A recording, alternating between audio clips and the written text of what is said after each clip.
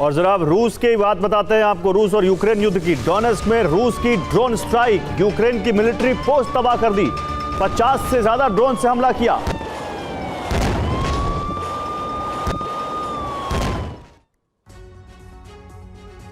तो अमेरिका ने ईरान पर बंकर बस्टर बॉम्ब से हमला किया था। इस मिशन को ऑपरेशन मिडनाइट हैमर नाम दिया गया था। अब एक रिपोर्ट में दावा है कि इसी मिशन के दौरान अमेरिका का एक बॉम्बर लापता हो गया था। सवाल है कि ईरान पर बॉम्ब बरसाने निकला बॉम्बर कहां गायब हो गया? क्या ईरान एयर डिफेंस से एक बॉम्बर को गिराने में कामयाब हो गया और अब इसीलिए बार बार अमेरिका को चुनौती दे रहा है और परमाणु कार्यक्रम को आगे बढ़ाने का ऐलान कर रहा है? इस बीच एक एयरपोर्ट पर अमेरिकी बॉम्बर नजर आया है, इसलिए यह भी कहा जा रहा है कि अमेरिका का विमान सुरक्षित है। क्या है पूरी मिस्ट्री, इस रिपोर्ट में देखिए।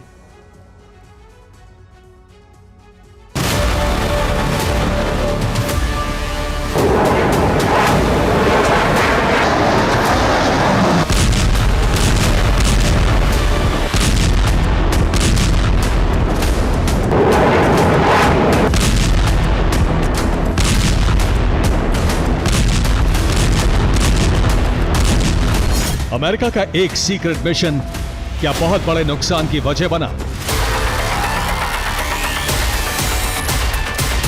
अमेरिका का ताकतवर विमान क्या ईरान की सीमा से लौट नहीं सका? आसमान से बंकर बस्टर बरसाने वाला B-2 बॉम्बर क्या किसी मिसाइल का शिकार बन गया? अमेरिका के ऑपरेशन मिडनाइट हैमर की नाकामी की पहली कहानी ईरान का यूरेनियम सुरक्षित होने के दावे के साथ शुरू हुई थी।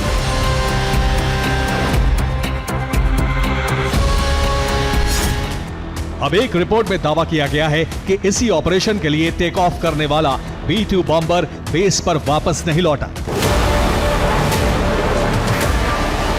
रिपोर्ट में अमेरिका के एक बॉम्बर के गायब होने का दावा किया जा रहा है।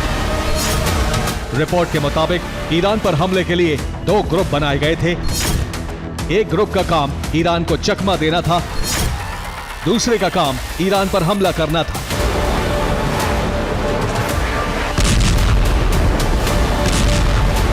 अब दावा किया जा रहा है कि इसी 2 ग्रुप में से एक बॉम्बर वापस नहीं लौटा।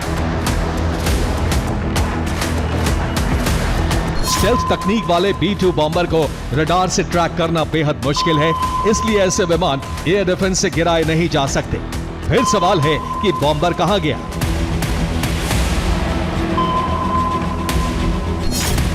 एक्सपर्ट्स के मुताबिक B-2 बॉम्बर का रेडियो स्विच ऑफ हो सकता है, इसलिए B-2 बॉम्बर की लोकेशन नहीं ली जा सकती। एक्सपर्ट्स को अंदेशा है कि अमेरिका एक बॉम्बर को किसी सीक्रेट जगह पर तैनात कर सकता है।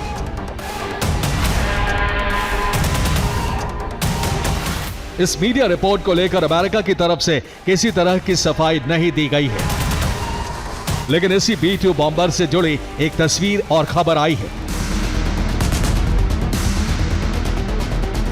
यह वीडियो एक पूर्व पायलट डेविड मार्टिन ने पोस्ट की है, जहां B-2 बॉम्बर टैक्सी वे पर बंधा हुआ नजर आ रहा है।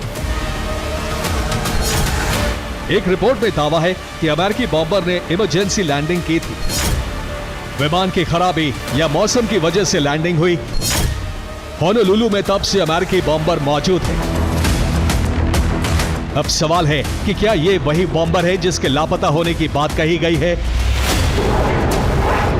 अमेरिका के B-2 बॉम्बर को ट्रैक करना बेहद मुश्किल है और इसका हर ऑपरेशन बेहद सीक्रेट रहता है।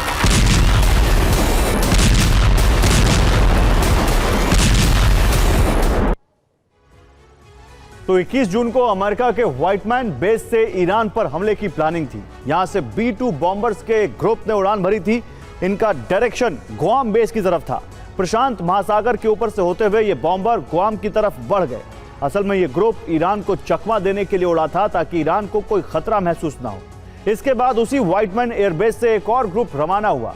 इसमें कुल 7 B-2 बॉम्बर थे। सभी का ट्रैकिंग डिवाइस ऑफ था, यानी इन्हें सीक्रेट तरीके से भेजा गया था। इसी ग्रुप ने ईरान जाकर बमबारी की थी और फिर वापस लौट गया था।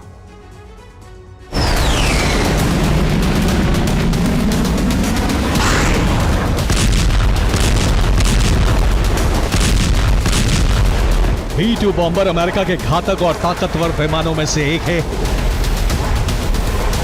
इसलिए बॉम्बर से जुड़ी हर खबर अमेरिका के लिए साख का सवाल है। ईरान अगर बॉम्बर गिराने में कामयाब हुआ है तो ये बहुत बड़ी सफलता है और अमेरिका के लिए बहुत बड़ी नाकामी। एक रिपोर्ट में दावा है कि B-2 बॉम्बर गिराने की वजह से ही ईरान का हौसला बढ़ा हुआ है। B-2 बॉम्बर गिराने की वजह से ही ईरान यूएस को चुनौती दे रहा है। B-2 बॉम्बर गिराने की वजह से ही ईरान पलटवार की धमकी दे रहा है। हालांकि इसकी उम्मीद कम है क्योंकि तारीखों से बॉम्बर के सही सलामत होने का संकेत मिल रहा है। 21 जून को अमेरिका ने ईरान पर हमला किया था और 24 जून को होनोलुलु में बॉम्बर को देखा गया। माना जा रहा है कि मरम्मत के इंतजार में बॉम्बर को रखा गया है। B-2 बॉम्बर से बंकर बस्टर बम गिराया गया था। टारगेट पर फोर्दो और नतांस जैसे ठिकाने थे। मिस्र के एक एक्सपर्ट ने इसे गैर जिम्मेदाराना हमला करार दिया है। एक्सपर्ट के मुताबिक ईरान ने एक बड़ी तबाही को रोकने का काम किया। यूरेनियम शिफ्ट ना होता तो बड़ी तबाही की वजह बनता। एक्सपर्ट के मुताबिक ईरान से नई परमाणु आपदा शुरू हो सकती थी। एक्सपर्ट का दावा है कि ईरान के यूरेनियम में विस्फोट से चेर्नोबिल और फुकुशिमा जैसी तबाही आ सकती थी। लेकिन अभी तक ईरान या आसपास रेडिएशन लेवल नहीं देखा गया। दावा है कि भले ही ईरान ने परमाणु बम नहीं बनाया है, लेकिन ईरान पर हमला अब परमाणु तबाही की वजह बन सकता है क्योंकि ईरान में संवर्धित यूरेनियम का भंडार है।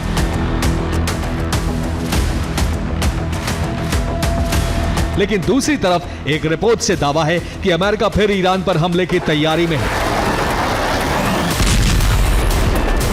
ये तैयारी ईरान से बहुत दूर एक बेस पर चल रही है। अमेरिका की यह तैयारी डिएगो गार्सिया बेस पर चल रही है। सैटेलाइट तस्वीरों से पता चला है कि यहां 4 B-52 बॉम्बर की तैनाती है। इसके साथ ही 6 F-15 फाइटर जेट भी यहां मौजूद हैं। इसके अलावा यहां 6 KC-135 ईंधन विमान तैनात किए गए। ये पूरी तैयारी लंबी दूरी पर जाकर हमला करने की है। डिएगो गार्सिया और ईरान के बीच की दूरी करीब 3,500 किलोमीटर है। इसलिए अमेरिका ने डिएगो गार्सिया से लॉन्ग रेंज ऑपरेशन की तैयारी की है। 3,500 किलोमीटर दूर होने की वजह से ईरान की मिसाइलें यहां तक नहीं पहुंच सकती हैं, जबकि अमेरिका B-52 से ईरान के एटमी ठिकाने को टारगेट कर सकता है।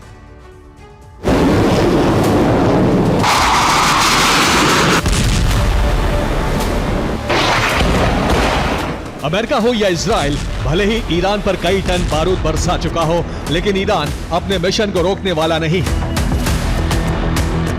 ईरानी विदेश मंत्री के मुताबिक परमाणु कार्यक्रम अब ईरान के राष्ट्रीय गौरव का सवाल है। बमबारी से संवर्धन की तकनीक और विज्ञान को कोई नष्ट नहीं कर सकता। बमबारी से कोई भी ईरान के इरादे को नहीं बदल सकता। ईरान ने दावा किया है कि हमलों में बिजली और ऊर्जा से जुड़े अहम ठिकाने और बुनियादी ढांचे को नुकसान नहीं हुआ है। बिजली और पानी के प्रोडक्शन, सप्लाई और वितरण का पूरा सिस्टम काम कर रहा है। Bureau report, TV9 Bharat.